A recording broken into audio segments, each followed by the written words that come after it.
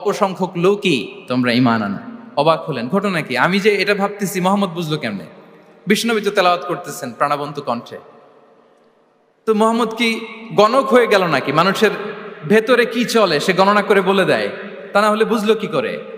সুবহানাল্লাহ। কোইন্সিডেন্টলি এর পরের আয়াতটাই ছিল ওয়ালা বিকাউলি কাহিনিন খলিলাম মা তাযাক্কারুন। না, এটা কোনো গণকের গণনা নয়, খুব অল্প সংখ্যক লোকই তোমরা উপদেশ গ্রহণ করো। সে তো অবাক, এটা কবিতাও না, এটা গণনাও না, এটা কি? পরের আয়াত ছিল তানজিলুম মির রাব্বিল আলামিন, এটা জগৎ সমূহের রব আল্লাহ তাআলার পক্ষ থেকে নাজিল হয়েছে। সুবহানাল্লাহ। আর একটা ঝাঁকুনি খেলেন। এজন্য এই ঘটনাটাকে আমি এভাবে বলি যে সূরা হাক্কা দিয়ে আল্লাহ তাআলা ওমর ফারুকের হৃদয়ে একটা ধাক্কা মেরেছেন। ওই ধাক্কায় উনি কালিমা পড়ে মুসলমান হয়ে গিয়েছেন।